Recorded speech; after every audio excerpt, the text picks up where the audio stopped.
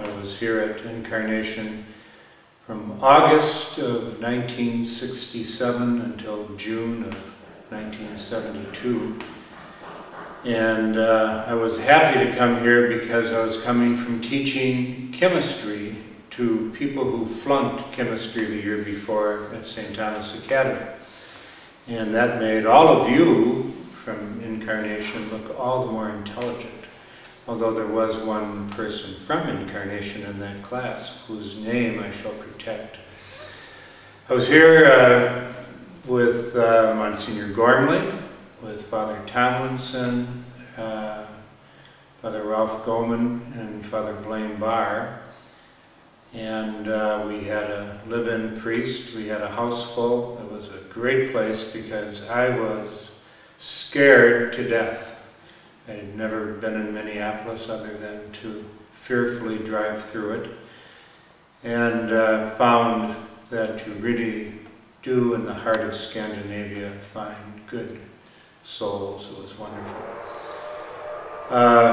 When I was here, Ralph Bowman, he's never going to watch this because his attention span is falling so quickly, so I will give him one compliment. He taught me an enormous amount about parish life and pastoral work. He was a great model. He's a good man, and I was fortunate to learn a lot from him. And it was a great time to be a priest, especially if you were young and didn't have any long history of doing things one way, because there's a lot of change, a lot of development, a lot of growth.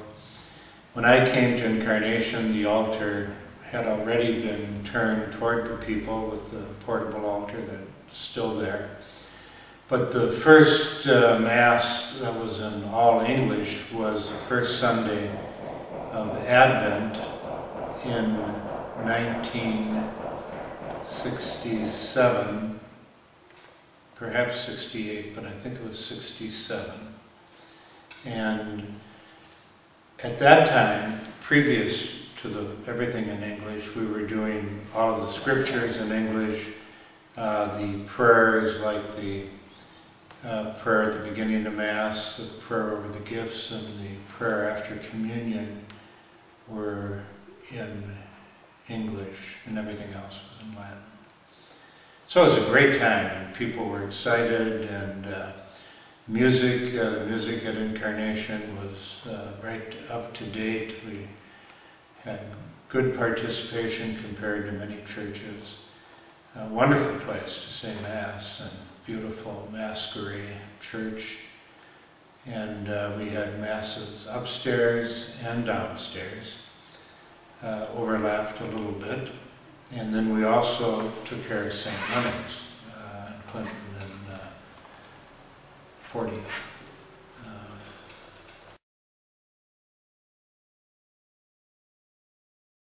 That was already in place when I came here. What wasn't was communion distributors, and that came in about 1970. And it was just a further incorporation of people in the parish having a significant role, not only in making decisions in the parish, but part of worship. We had some marvelous cantors who were both soloists for special music and led people in congregational song. Pat Prindle was my favorite. Right. She had this husky voice that was most unusual, but very, very captivating and uplifting. She surely didn't need a microphone. Yes, she had power, but she also had expression that was wonderful. Well, I have very good memories about school. Sister Marion McCarthy, who is still alive and living in Chicago, she lives in a retirement facility that is diocesan run in Chicago. And in that same building is a brother of hers who's a priest, and she kind of takes care of him. He needs some attention. And I've talked to her on the phone maybe within the last year. Yeah. Well, one wonderful memory was a continuation of a program set up years ago before I arrived at Incarnation, and that was the summer play. And I helped direct Cheaper by the Dozen, which some people might have seen the movie. And there were a dozen kids in the family, and it was efficiency expert was the father of the family, and he ran the family according to his terms of efficiency and blowing whistles and things getting done.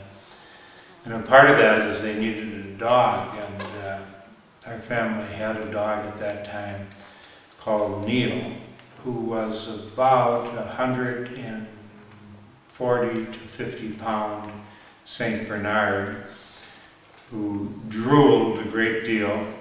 And I had Father Goman go with me to pick the dog up at St. Paul, and it drooled all over him on the way back. He was very unhappy, and we presented the dog to Sister Marion as a joke, saying this was a gift to the convent. She was not pleased, but the dog lasted well, the performances, and then returned in retirement to St. Paul. It had some music added, but it was mainly a comedy. It was a good time. It was a great experience to live in the rectory. Monsignor Gormley didn't always hear everything at the table, so frequently there were two conversations going, and if he did hear the second conversation, it wouldn't have been good for any of us. But we had a lot of fun, and he was a fine man. He essentially was a laissez-faire manager and allowed the first assistant to do most of the decision-making, and he was more of a figurehead. But he did the 7:45 Mass every morning.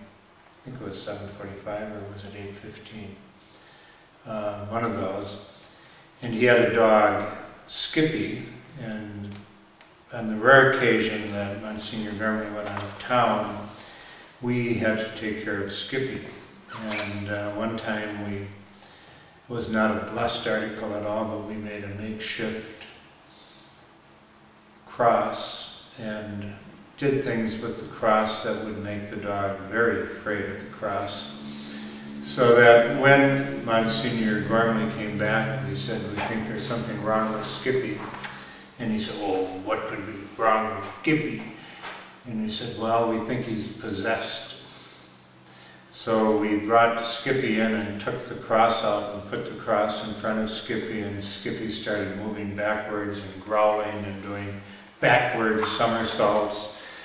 But it wasn't convincing enough to get rid of Skippy. Skippy had a very bad habit of leaving things on the kitchen floor, things that Skippy had made within himself. And one time I recall running over for the 7 o'clock Mass, and you had to get the cruets, the wine and water cruets, from the refrigerator, and I get right about to the refrigerator and step in something that Skippy had left, went head over heels, fell, and landed in it. And I must say that my affection for Skippy diminished a great deal on that occasion. And all of us had similar experiences. Skippy was a possessed dog. But it was a great place to live. Good priests, a lot of activity, and just good fellowship.